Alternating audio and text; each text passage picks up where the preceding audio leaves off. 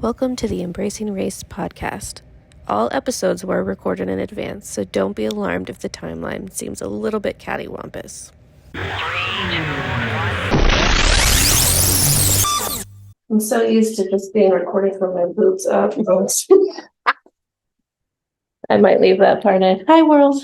Hey, okay, so this might look a little awkward, but Jesse and I are in the same space. I'm so excited. I don't know what to do with it, though. Right, we're so confused. Like, do we look at the camera? Do we look at each other? Do we look at each other? Do we look at Zoom? Do we look at Zoom? If we look at Zoom, we're looking down, though. Yeah, so let's just look up. Look up or at each other. Okay. Yeah. My name is Shani. I am your co-host. Welcome to Embracing Race, Conversations with Truth and Intention. I'm Jessie Littlejohn. My pronouns are they, them, and I'm the other host. And you look really good. Thank you. I'm so, like I said, I'm so used to just boobs up that like I can present my face in the. I need to work out. Thank you. You look so good. Thanks. Also, I don't think I've ever realized you had a tattoo on your boob before. Yeah, it's an accident. Oh, you accidentally found yourself at a parlor. It was in my 20s. It happens. The 20s was a blur. It happens. It happens. What has been happening since we last recorded? The war in Israel is still happening. War in Israel is still happening, yes. Yes. Matthew Perry died. I That know. was very sad. It was because I felt like 10 years of my 20s was gone. Because I associate time with either events or TV shows or music. Yeah. And so 94 to 2004. yeah. I listened to his autobiography on Audible. Was it good? It was good. And I mean, he's been through it. Okay. And I think it's worth a listen to, especially if you're somebody who's struggled with addiction in any capacity. Mm-hmm. But like he talks about, you just said, you feel like 10 years of your life have gone now. There are certain like 3 seasons or so that he has no recollection of filming any of it. Right. And he used to always say in interviews that he can't look at those seasons. Yeah. I did read from his ex-fiance. He had an ex-fiance? Yeah, they were engaged and then they broke up, but still like I think on good terms. But that most recently they had gone back and started watching and just kind of admiring like, wow, I'm actually a very good actor and taking notes and everything. But yeah, that was sad. I think that hit a lot more people than they were expecting. I think so too. Did you know that his stepfather is Keith Morrison? No. Yeah. I didn't know that. So Keith Morrison is the voice of Dateline. Yeah. Yeah. I had no idea. Yeah. I knew his father was an actor.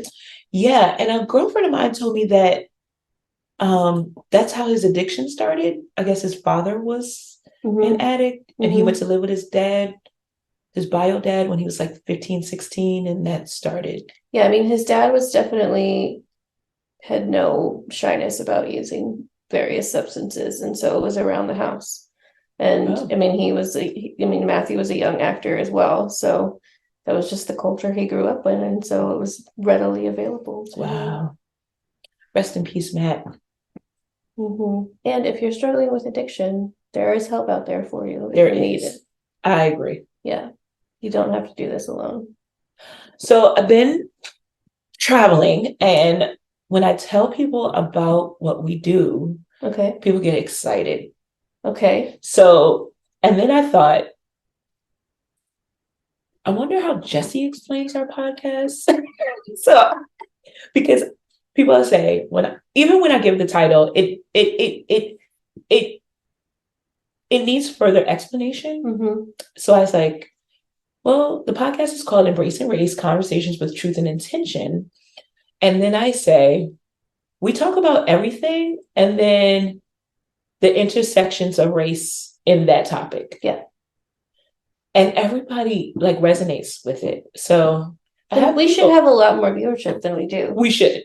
Because people are like, that is awesome. And so I've got 3 potential guests that we can Wonderful. talk to Wonderful. and interview. And I had like, I didn't have a lot of downtime, but Friday morning, or was it Saturday? Whatever day I text you, and I was like, I'm listening to last season and we're pretty good. Yeah, that was Saturday. We were pretty good. We are pretty good. Because I think people just, I will pat myself on the back, pat you on the back. Thank you very much. Well, Heather Deacon was texting me on the way home the other day, and she like quoted something back. Oh, it was the first episode, and she's like, "Did you really just say a lot of people died?" And I'm like, "Yes, I did." Yes, I did. She's like, "Oh, this is so great. I'm so glad I'm listening again." But I mean, a lot of people did die. a lot of people did die. It reminds me of this story. I remember my mother, so I grew up in upstate New York. My mom still, like, she would have her fun time in Brooklyn. Like, she'd go back to the city. We take weekend trips there.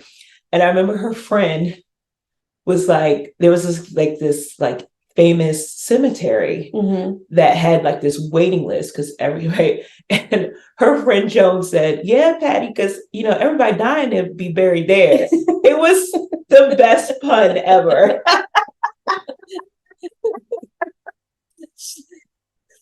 Yeah. So that's what came up in my memory bank when you said that.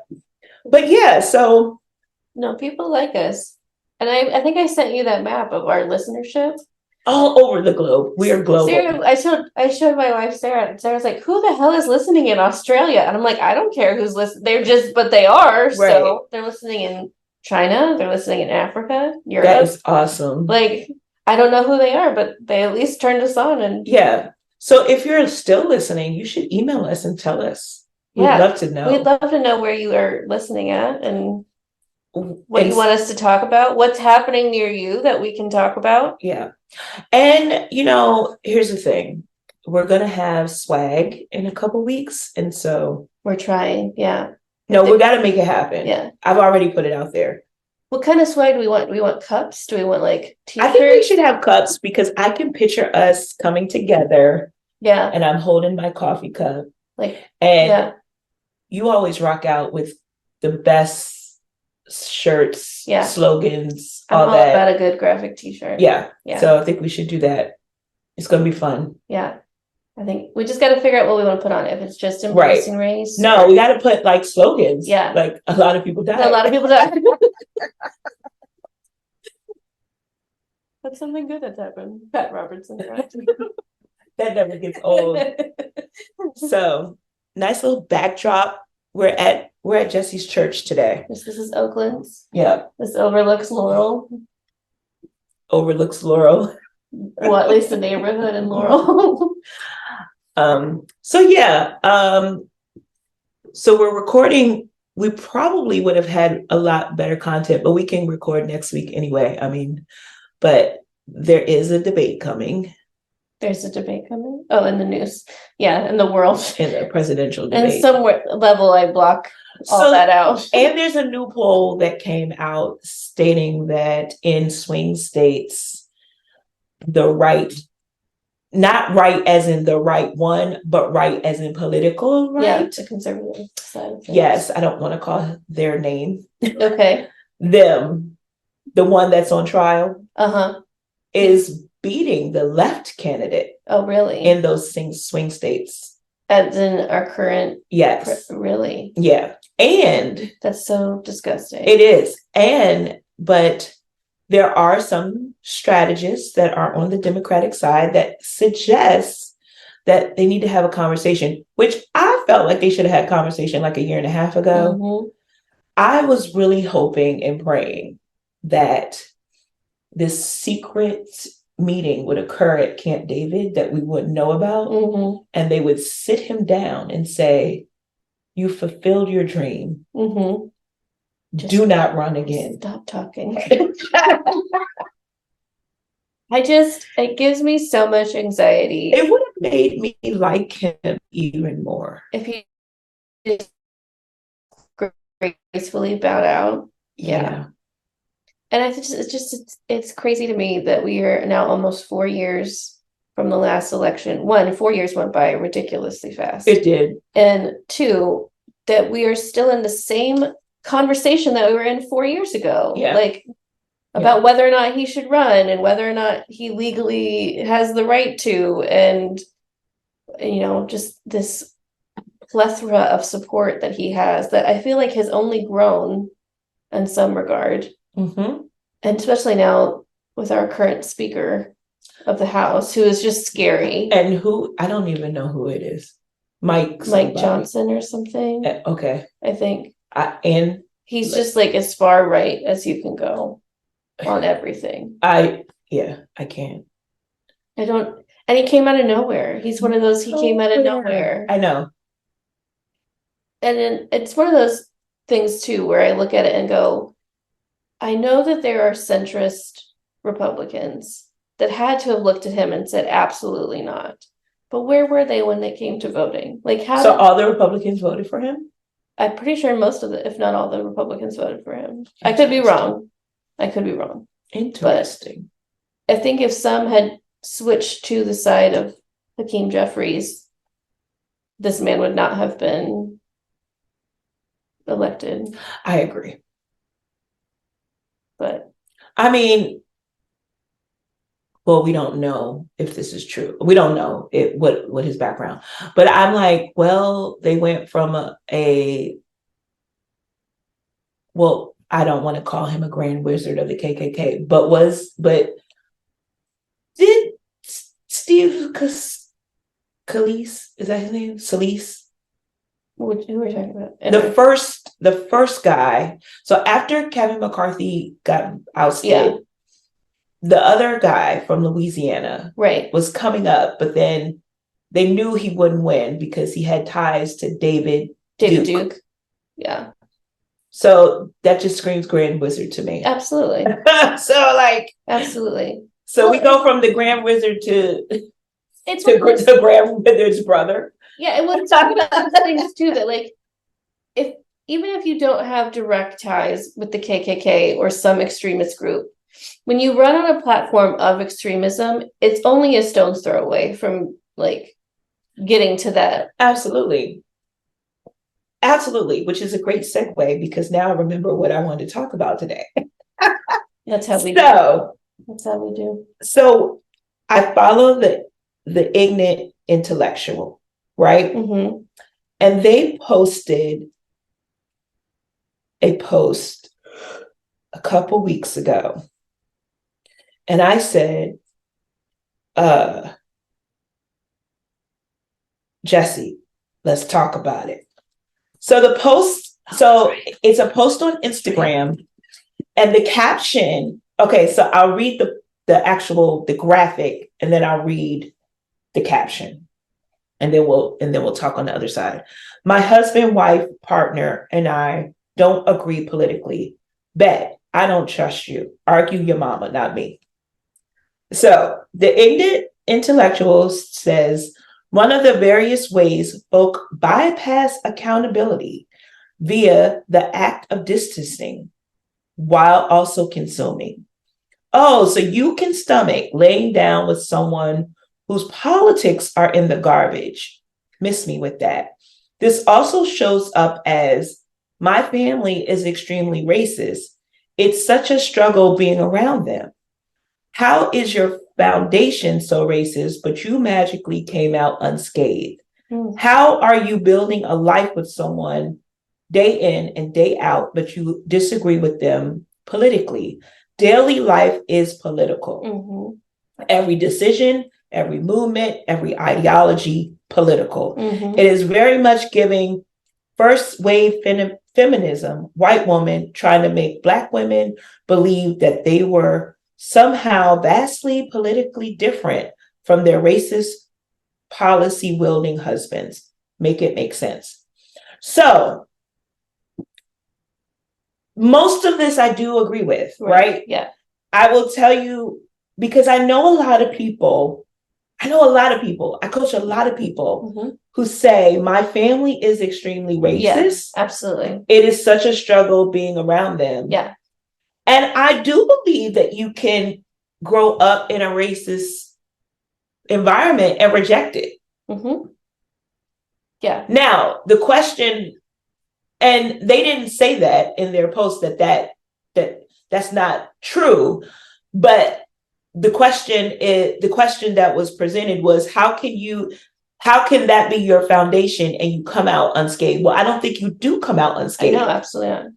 I think there's remnants. I think that's where bias is created. Yeah. But because you already have an understanding that this is not how you want to live, you try your best not to live that. Yeah. Does that make sense? It does. And it's one of those things too that we go back to. It drives me crazy either in media or in conversation, especially in church circles, but just in general, when we have the conversation about race, we have a conversation about race, and a white person says, I don't have a racist bone in my body. Oh yeah.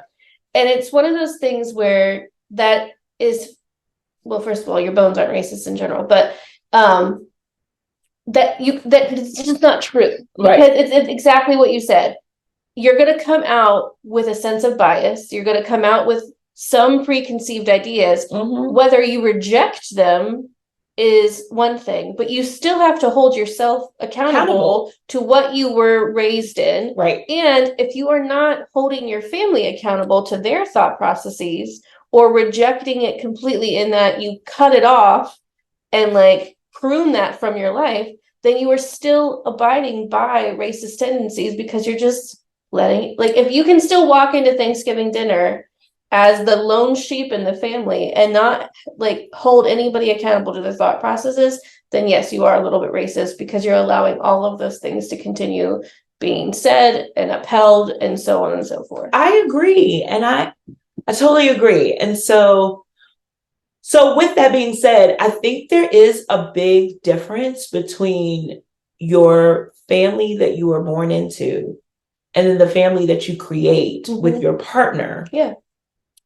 Because I don't think at this point in my life I could date someone that has their views are so polar opposite than mine. Yeah. Well, like I can't see myself. And I don't understand, like, love is love, and I get that. But there's that, what is that love story, that movie that's like love means never having to say you're sorry. First of all, that's bullshit. Because if you're not willing to say you're sorry, then what's the fucking point? Right. Right. But two, like, love means that there's accountability and responsibility. And so if I don't understand how you can be in a relationship with somebody that is so fundamentally different than you. And like lifestyle and whatnot is one thing, but political views, religious views, how you can stand to just, I don't understand. I don't get it either. But there are a lot of people that are in partnerships with vastly different views. Yeah. And I mean, I don't know. Can y'all help us out? Yeah.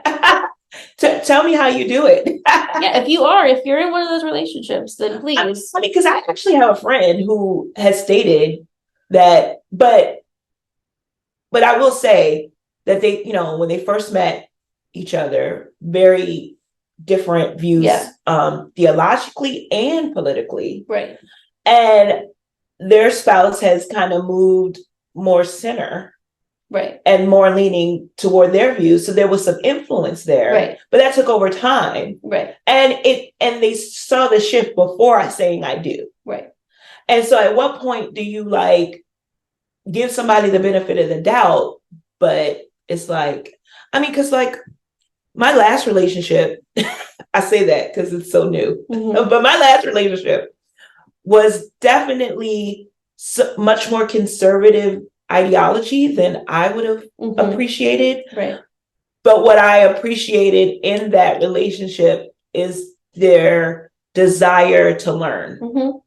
Right. So I don't understand everything, but but I accept, it was more of they were not trying to make me become conservative. Right. Which that would have never worked. Right. No. Right. Yeah. And I don't think I didn't have a secret agenda to make them more liberal. No. But I think I'm even more progressive than liberal, I would say. Yeah, I would say that.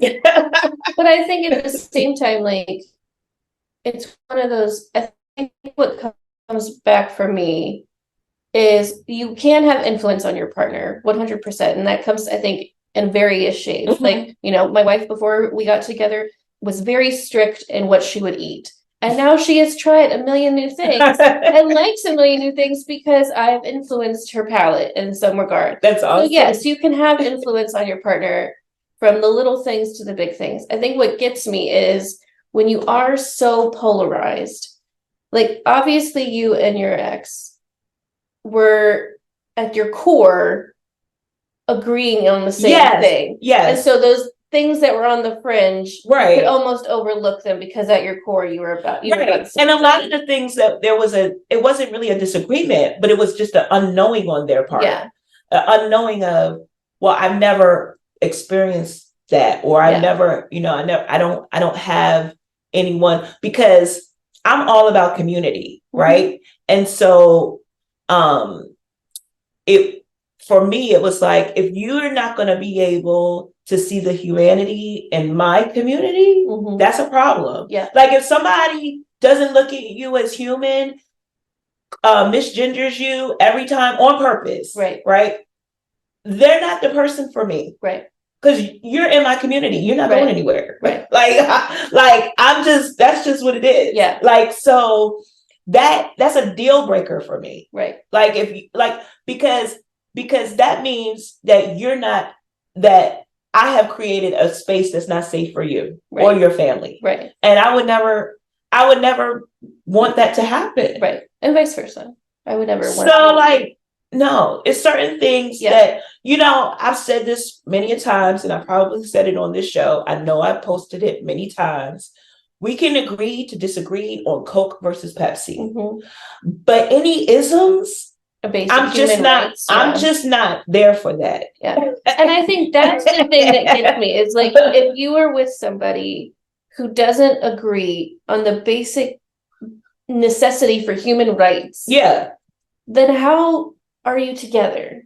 How do you find, like, there is no common core in there, because it's my life. And then you bring kids into the situation, and like, it's one thing if you're Christian and I'm Jewish, and at our core we still believe in the basic, like we believe in God, and we believe in loving our community, and there's basic tenets of faith, and I get that 100%. And you can raise your child in both faiths, and they eventually can come to decide what it is that they believe.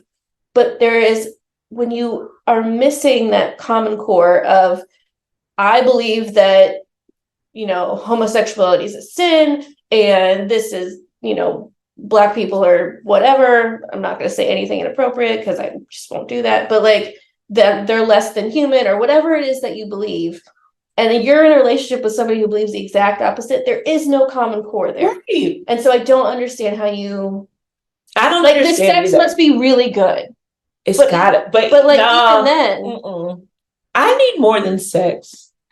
Well, there has to be some sort of like I just emotional like I just don't understand. I don't make it make sense, people. If you're in a relationship with someone who we make it make sense. So we don't want to. We're not going to beat you up, but we just can't. We want to learn as much as if we're wrong. We want to learn. I don't think we're wrong, but still. So I do have a friend. I do have a friend who I consider to be a sister. We do not. I guess at our core, I will say that we do believe that Jesus Christ is our Lord and Savior. Okay. But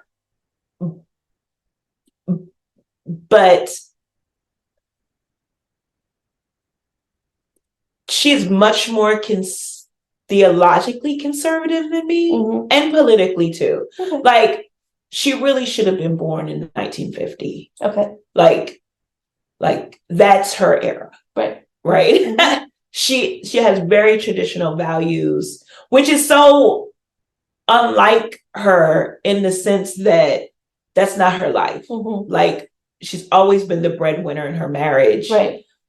But ideally, in an ideal perfect world, she would have preferred to be the stay-at-home parent and raise their kids. Their kids are all grown now. And we were having this conversation of just the extremists on both sides of the aisle, right? And I said, I was like, well, I think we can all agree that no one wants to pay $10 for a gallon of milk. No one wants to pay $10 to fill their gas tank up, right? And everyone wants to be safe. Yeah. And she made a point and says, you would think that, but everybody doesn't. Everybody, there are people that would, well, we know it to be true, Jessie, that people vote against their self-interest every day. Yes. To uphold white supremacy, to uphold whatever they think is a threat to them. They would much rather put the threat on someone else. Right. And I just can't live like that. Right. I can't. So I'm not a Virginia resident, but we are, we're in the DMV. They go to the polls tomorrow. If none of the things that are being voted on tomorrow is of interest to you, think about the people around you and vote on their behalf. Absolutely. That's what we're going to start telling people all the way up to this general election in November of 2024, because I don't care if you don't care about anything, just vote for the people that's in your community. Vote in their self-interest. Yes. Yeah. It makes me like there's so much anxiety leading into this upcoming election. I know. And I know we all thought that coming into this past election. And I think that's what gets me is that these last, 2016 and now 2020 and now 2024. Gosh, it's been that long. It's just this idea that every election you walk into is the stakes get higher and higher, and more people are bolder, or they're just becoming bolder. And, human existence and human rights are literally on the ballot. And,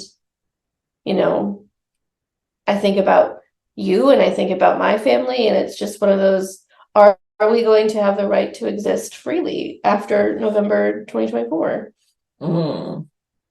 Or are we going back to a time where we were still limited? Which, queer people have not had that many rights for that long, but Black people are still fighting against a system that has existed for hundreds of years. I know. This is just insane.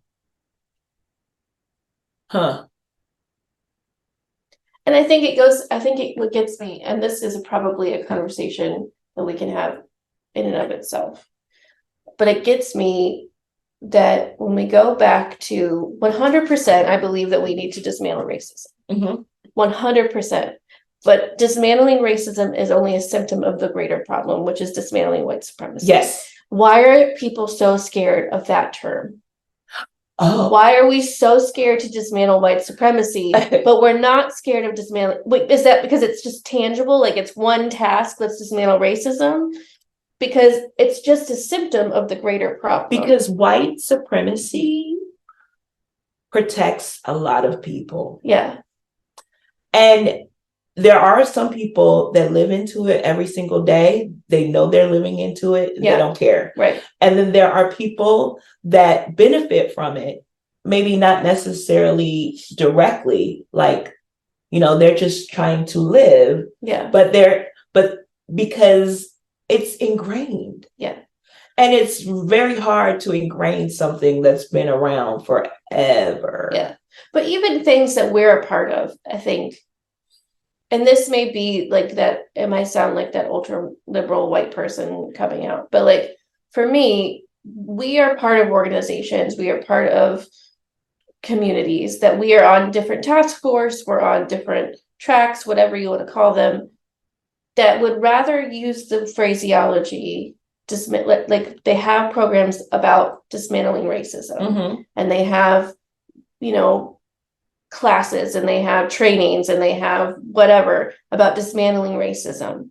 And if you even bring up the idea of dismantling white supremacy, or you want to use that phraseology, and this has happened to us before, so we tried to use it, and we've been told it's too harsh. It's too harsh.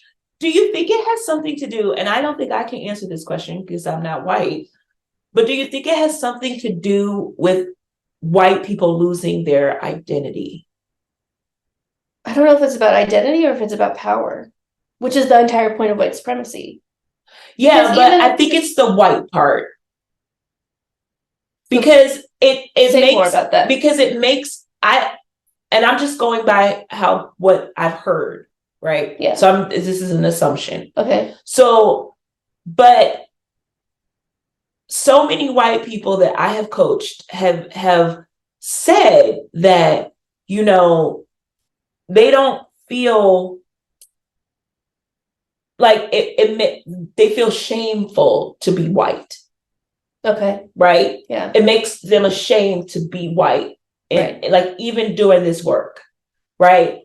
And I'm not here for self-hate. No. At all. No, not like at all. That's why I kind of like we always use, Dr. Bettina Love's video because I think she does a good job of framing and allowing white people to embrace their whiteness. Mm-hmm. But also, I think people need to understand that even white is a social construct and a term that was created out of white supremacy and power. Exactly. So why not, because I had this conversation with another friend of mine, why not just claim, yes, you are white, right? Right. But we had this at I don't want to call out the institution, but we used to have this problem when people would do like either feedback forms or do the self-identified questions. Mm-hmm. No one wanted to claim their whiteness. Yeah. They would select other and put like German, American, like they would put Russian, Scandinavian, like their ethnic group. Yeah. Which I get it. Yeah. Because that's how we were named, like that. Yeah. That's how we were named before white supremacy was even thought of. Yeah. So I get that going back to the beginning. But I think I do believe the shame that especially people who are in this work day to day and allies that want to dismantle have a problem with just being white. And be like, I'm white on the outside, but I'm all of the colors in the inside, right? Yeah. And it's a different because when Black pride looks so much different than white pride, right? Like Black pride is so beautiful, it's welcoming, it's inviting. Yeah. When people are proud to be white, it comes off racist. Yes. Right? You think you immediately go to KKK vibes. Yep. Right? Yep. And I'm like, I want you to be proud of your heritage. Yeah. Right? And like, but get rid of the stuff that makes you, but you shouldn't be like my Black pride does not even compare. Like I would never think I'm superior, even in all my Blackness. Yeah. I don't look at it as a superiority. Right. But I think, and I could be wrong, and I hope I'm not speaking out of turn, a lot of Black pride comes from counteracting the message of being told that you were less than. Oh yeah, for sure. Whereas white pride, white people have always held a position of power and are in the position to tell people, no, you're less than. Yes. So obviously it's going to come off as racist. Right. But I don't know. I think we have to do something. It reminds me of, so the Outlook chain had a very thoughtful conversation on capitalizing white in all of their. Yeah. So the Outlook, for those who don't know, is the Presbyterian Outlook, and it's an independent PCUSA affiliated-ish publication online and periodical. And you should subscribe. You should. And but we had a very thoughtful conversation. But I remember at some point, because there were people that kind of sided and wanted to just stick with the editorial standard. Mhm. I can't remember which one we use. I don't know if it's Chicago style or whatever, Right. but nevertheless, at one point in the conversation, I'm like, this is white people problems.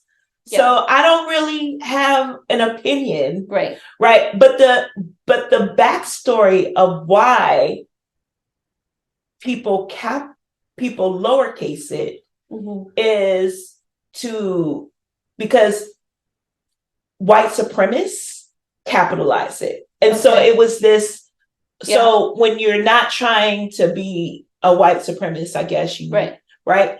And I wish I could eloquently, effectively name why the editor decided, because it was great. And there's an article on it, so you can pull it up. Yeah. It started at the beginning of the year on Right. why we decided to capitalize white in all of our writings.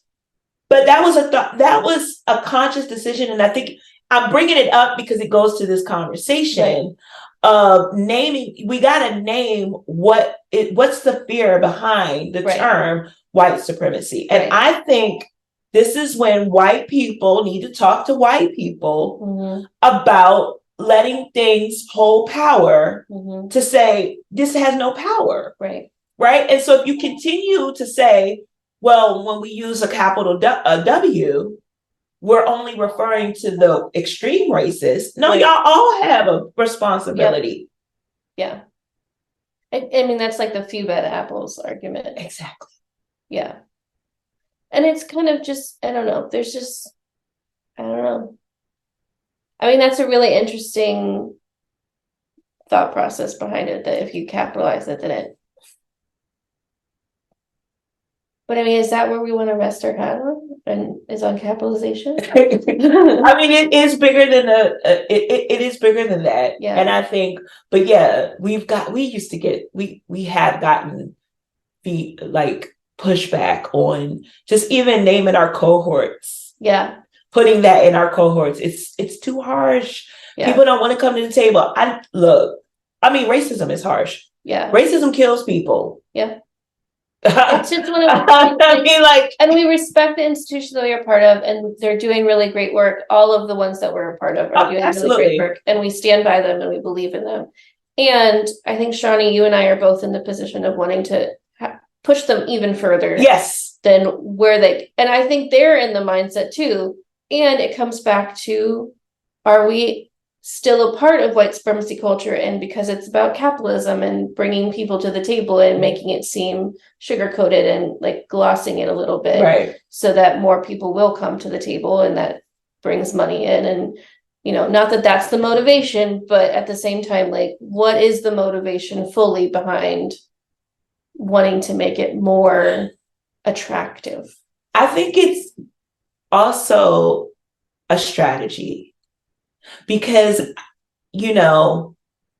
what's the term and phrase when you take something about taking the white man's tools and then using it not necessarily against them, but that strategy, like that mindset of like, okay, like you taught me all of this, and now because I'm using it in a different way, now we don't want it, now we can't use it anymore. Right. So I think, I mean, is it counterintuitive to get more people I think I'd rather have more people at the table that's willing to stay at the table and like chip away through that. Yeah, absolutely. Than having no one at the table. Yeah. That makes sense.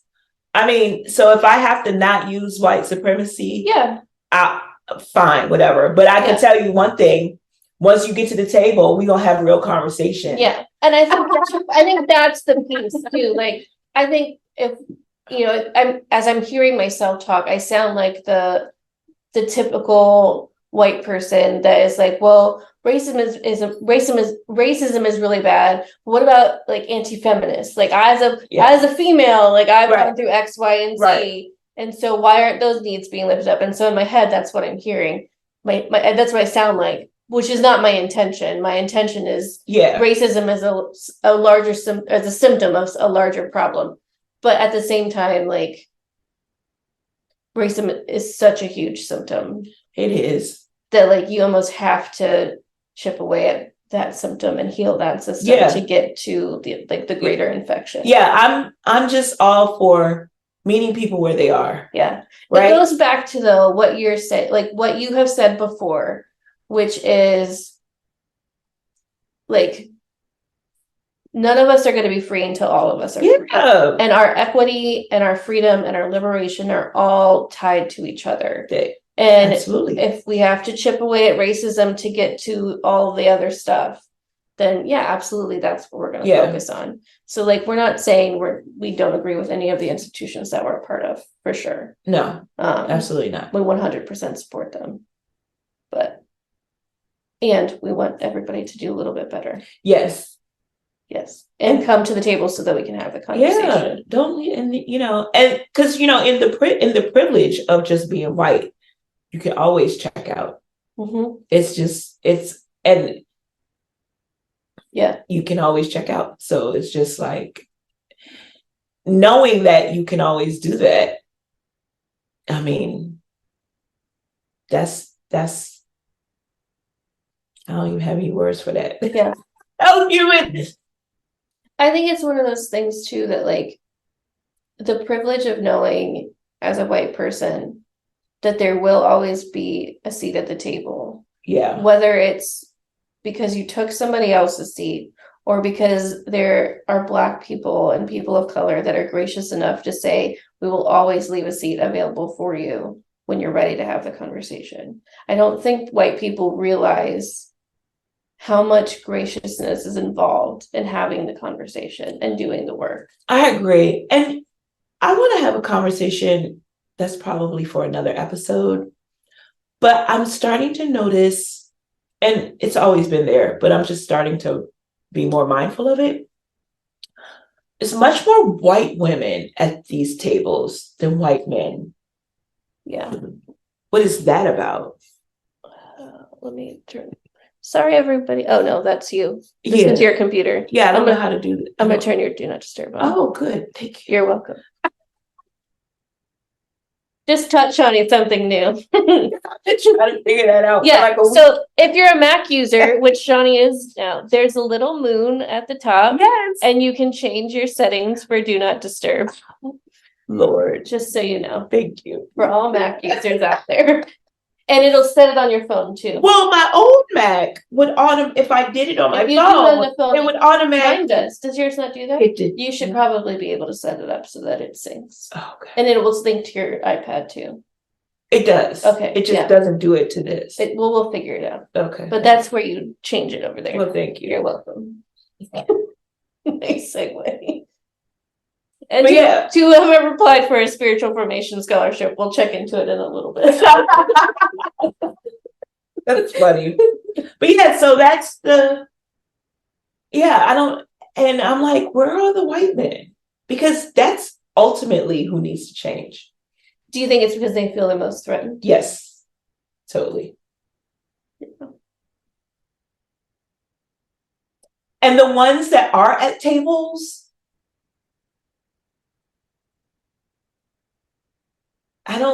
they don't have, there's always like, and I'm specifically talking about straight white men because they have the most power. Yeah. Right? Yeah. I did a workshop a couple weeks ago and I was like, white men have the power. They know where the money is. They know where to find the money. They know how to get the money. And then this one guy chirped, not all of us. You're not using your power. I just refuse to believe that. Yeah. I believe that's right. Yeah. No. I believe, that's 100% true. You haven't tapped or the you're- surface of your potential. Or you're not even recognizing the power that you've exuded without like actively paying attention to it. Exactly. Yeah. And there are white men who do show up to the table who are doing really good work. Yes. So, yeah. And we know quite a few of them. Yes. So, this was fun. I like this. Yeah. We'll have to get like a desk set up so that like a desk and I can have a desk and we'll have our laptops and then we'll have the camera. Okay. We'll continue. We'll work on it. We have to have like a space though. Yes. But this is fun. This is fun. I like being in the same. I can't believe in the over a year that we've done this, we've never been in the same room to do an episode together. We have not. What's wrong with us? Maybe we should ask the Presbytery office like once a week when you just like use the the conference room or something. Yeah. Because that's a good spot. It's a really good spot. They got the books in the background. Let's do it in off hours, like yeah, when nobody's really there. Yeah, we know people. Yeah, we can ask. Let's make friends with Tempest. Yes, she'll help us. Right. Deuces. Pause. Time to hear from our sponsors. The Embracing Race podcast is sponsored by the Gen Out Youth Chorus. Gen Out is an outreach ensemble of the Gay Men's Chorus of Washington, D.C. Gen Out's mission is to give young LGBTQ plus and allied youth a voice to connect to the community. The ensemble is open to all singers between the ages of 13 and 18. For more information, contact www.gmcw.org. Isn't it our hope that we could come together as a society across the chasm of race and become the beloved community that Dr. King imagined? Interwoven Congregation's mission is to organize and support partnerships between faith communities with different racial compositions in order to foster racial justice and healing. For more information, visit interwovencongregations.org. HOD Records. It is not HOD, but it is HOD, no periods in between. HOD Records is a talent and artist development company that specializes in artistry development and content creation. Serving the DMV and beyond, HOD creates a family-centered management style that promotes a collaborative spirit. Check out HOD Records on all social media platforms and visit hodrecords.media for more information. Thank you all to our sponsors. The Embracing Race podcast, hosted by Elders Shawnee McElwain and Jesse Littlejohn, tackles all topics from pop culture to faith and the intersectionality of white supremacy and racism. Nothing is off limits, as we hope to educate and transform with radical love. For more information, visit us at embracingrace.online or on Instagram at embracing_race_podcast. If you'd like to be a guest on the podcast, or if you would like to submit a comment or question, please email embracingracepodcast@gmail.com.